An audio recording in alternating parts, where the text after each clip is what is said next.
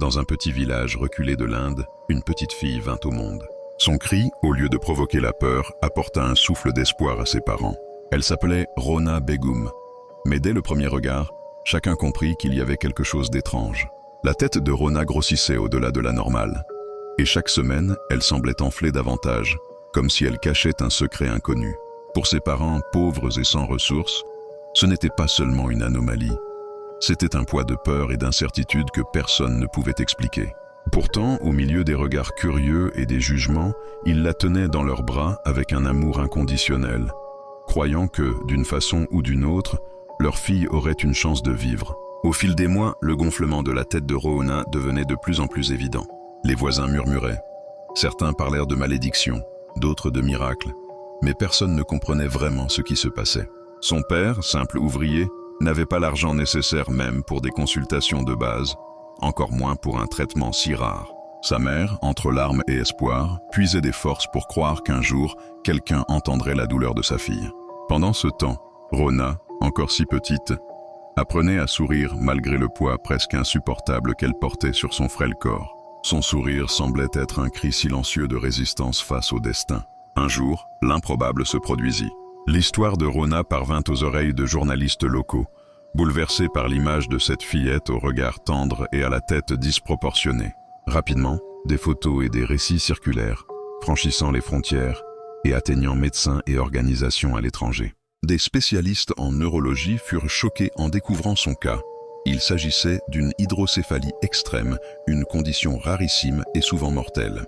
Pour la première fois, les parents de Rona sentirent qu'ils n'étaient plus seuls. Soudain, la petite fille d'un village oublié se retrouvait au centre de l'attention mondiale, et une étincelle d'espoir naquit là où il n'y en avait jamais eu. Lorsqu'elle fut enfin conduite dans un hôpital spécialisé, les médecins se trouvèrent face à un défi immense. La tête de Rona pesait presque autant que le reste de son corps, et toute intervention pouvait mettre sa vie en danger.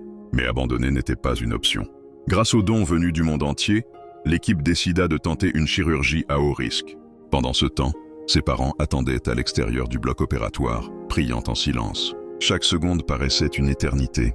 Chaque bruit métallique résonnait comme un présage. C'était une lutte contre le temps, contre la science et contre le destin. Après des heures de tension, les médecins sortirent enfin avec une nouvelle qui ressemblait à un miracle. L'opération avait réussi.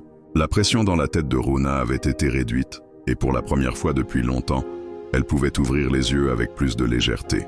Ses parents s'effondrèrent en larmes et la nouvelle se répandit rapidement, émouvant des personnes aux quatre coins du monde. Les dons affluèrent, les messages de soutien vinrent de différents pays, et Rona devint un symbole d'espoir. À chaque petit progrès, qu'il s'agisse de bouger une main ou d'esquisser un sourire, des milliers de cœurs se remplissèrent de foi. Mais tous savaient que le chemin restait long et incertain. Malgré tous les efforts médicaux et le soutien reçu du monde entier, le corps fragile de Rona ne put résister très longtemps. Le 16 juin 2017, à seulement 5 ans, elle s'éteignit dans son village, dans les bras de sa mère. La nouvelle bouleversa tous ceux qui avaient suivi son histoire, mais elle laissa aussi un héritage de compassion et d'unité.